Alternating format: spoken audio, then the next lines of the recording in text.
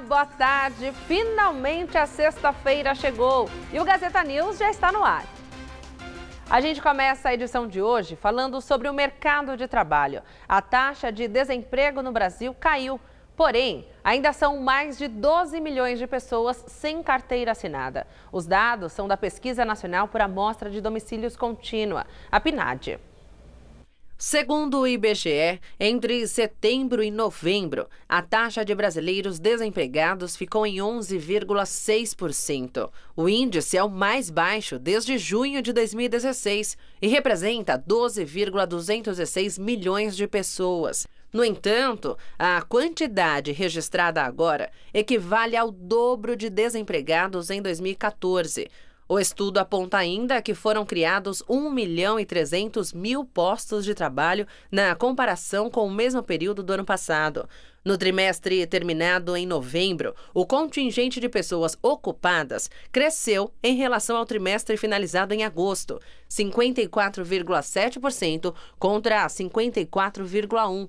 O que reflete na quantidade de inativos, que diminuiu em quase 300 mil pessoas até novembro.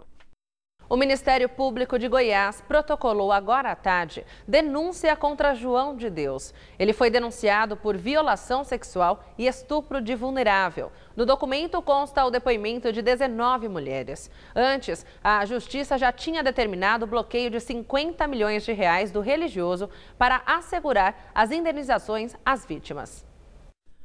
O Ministério Público do Estado entrou com um pedido e a Justiça decretou o bloqueio de 50 milhões em bens de João de Deus. Segundo o MP, 20 milhões seriam para reparações de danos às vítimas. Os demais 30 milhões por danos morais coletivos. O dinheiro só será utilizado se o médium for condenado. Mais de 500 mulheres já o denunciaram por abuso sexual que aconteceram durante atendimentos espirituais dentro da casa Dom Inácio de Loyola, em Abadiânia, Goiás. Ele nega todas as acusações. Na noite desta quinta, um habeas corpus em relação à posse ilegal de arma de fogo foi concedido. Neste caso, a Justiça autorizou a prisão domiciliar mediante pagamento de R$1 milhão como fiança e uso de tornozeleira eletrônica, além da entrega do passaporte. No entanto, João de Deus continua preso por violação sexual. O religioso de 76 anos cumpre pena no núcleo de custódia do Complexo Prisional de Aparecida de Goiânia desde o último dia 16, quando se entregou à Polícia Civil. Gilberto Kassab, anunciado como secretário da Casa Civil de São Paulo para o próximo ano, não vai assumir o cargo. Ele pediu licença para se dedicar às questões pessoais. O político foi alvo de uma operação da Polícia Federal na semana passada por suspeita de receber propina. O pedido do atual ministro da Ciência e Tecnologia foi com perda de vencimentos, ou seja, no período em que estiver afastado do cargo de secretário da Casa Civil do Estado de São Paulo, Gilberto Kassab não vai receber salários. O pedido foi aceito pelo governador eleito João Dória, do PSDB, e o afastamento já foi realizado. No entanto, o tempo de licença não foi divulgado. Kassab disse que decidiu se licenciar do cargo para se dedicar à organização e ao encaminhamento das informações solicitadas pela sua defesa nas denúncias de propina. Na semana passada, a Polícia Federal fez buscas em endereços ligados ao ministro para apurar envolvimento em esquema de corrupção delatado por executivos da JBS Friboi. No apartamento de Kassab, no bairro dos Jardins, em São Paulo, foram apreendidos R$301 mil em dinheiro. Segundo a defesa, o dinheiro tem comprovação de origem e cumpre todos os requisitos legais. A PGR afirma que Kassab recebeu R$58 milhões da JBS Friboi. Uma parte foi paga como uma espécie de mesada de R$350 mil. Entre 2010 e 2016, o montante teria alcançado R$30 milhões. Sobre o caso que nós falamos ontem do homem que ateou fogo na ex-mulher no ABC Paulista, o agressor teve a prisão temporária decretada, mas ainda está foragido. Edilson dos Reis Bispo, de 48 anos, teve a prisão temporária decretada pela Delegacia da Mulher de Santo André. Na noite de quarta-feira, ele ateou fogo na ex-mulher, Josefa Renata Bispo, de 31. Edilson deve responder por tentativa de feminicídio.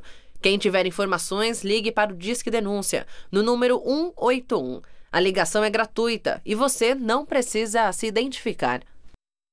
Agora vamos falar do ensino nas escolas municipais de São Paulo. A alfabetização das crianças apresenta melhor desempenho comparada aos resultados dos adolescentes. O jornal Folha de São Paulo teve acesso aos resultados de 2 exames municipais do ensino fundamental. O Provinha Brasil, que avalia as crianças do 2º ano, e a Prova São Paulo, destinada aos alunos entre os 3º e 9º anos. O estudo revelou que as crianças estão aprendendo mais cedo. Em 2016, 84% dos alunos do 3º ano do fundamental conseguiam ler e escrever. No ano passado, 77% dos matriculados na rede municipal sabiam ler e escrever já no 2º ano. Entre os adolescentes que estão no 9º ano, 9 em cada 10 têm nível de conhecimento abaixo do adequado, principalmente nas matérias de matemática e ciências. Em português, também no 9º ano, 6 entre 10 alunos estão abaixo do adequado em redação. Choveu forte na Grande São Paulo nesta tarde. A capital chegou a ficar em estado de atenção para alagamentos. Para as próximas horas, não há previsão de chuva significativa.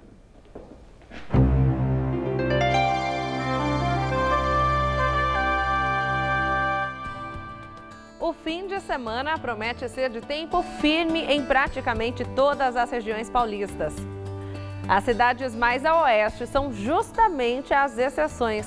Por lá, o calor intenso deve provocar pancadas isoladas a partir da tarde.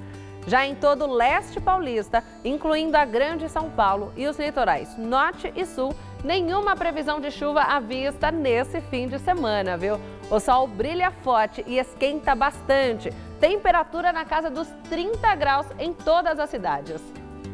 Vamos ver finalmente como ficam os últimos dias do ano aqui na capital. Vai dar para aproveitar bastante o calor deste fim de semana por aqui. O céu fica ensolarado e praticamente sem nuvens, ou seja, não há previsão de chuva. Os termômetros sobem até os 31 amanhã e até os 32 no domingo. Daí, na segunda-feira, dia da virada do ano, há a possibilidade de chuva fraca no fim do dia, inclusive na hora da virada. Mas não deve atrapalhar nem um pouco a festa. Nós voltamos com atualizações sobre as estradas paulistas depois do intervalo. É rapidinho.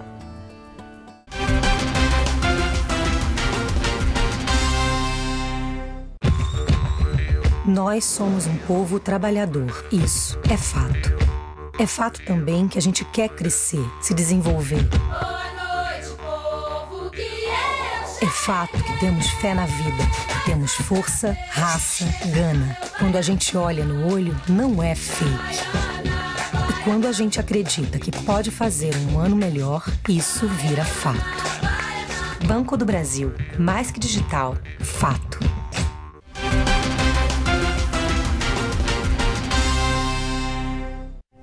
Estamos de volta para lembrar que nesse período de festas, o estoque para a doação de sangue fica cada vez menor. Isso porque aumenta a procura devido aos acidentes e diminui o movimento dos doadores.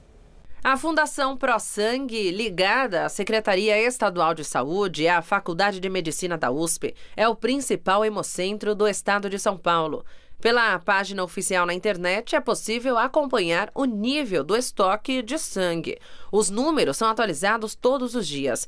A quantidade dos tipos A negativo, B negativo e os 2 fatores do tipo O apresentam estados críticos. Lembrando que o tipo O negativo é um dos mais importantes, porque é considerado como doador universal.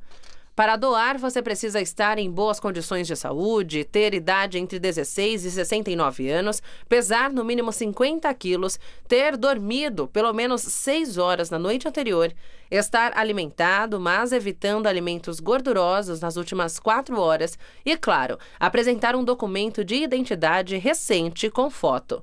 Todas as informações estão no site da ProSangue. Jair Bolsonaro anunciou que pretende ampliar a validade da Carteira Nacional de Habilitação. Em sua conta oficial no Twitter, Bolsonaro publicou uma mensagem parabenizando o governo do Rio de Janeiro por extinguir a vistoria anual de veículos. A lei foi sancionada ontem pelo governador em exercício Francisco Dornelles. A medida foi publicada no Diário Oficial do Estado nesta manhã.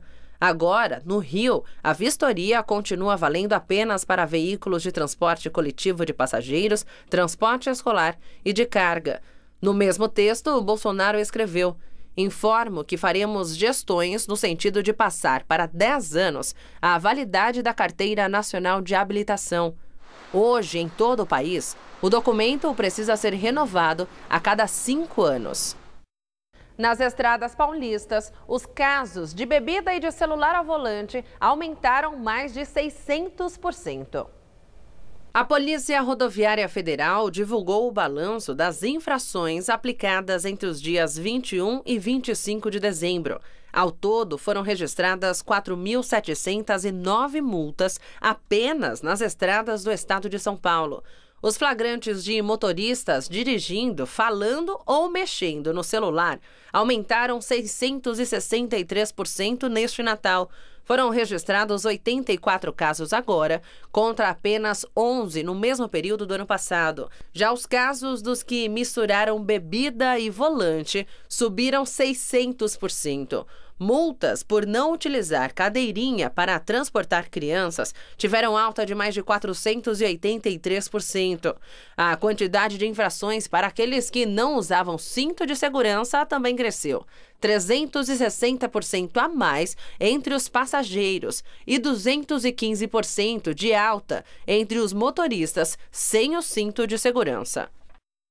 Olha, é estimado que mais de 2 milhões de veículos deixem a capital neste feriadão de Ano Novo. E o excesso de carros é o grande responsável pelos congestionamentos agora.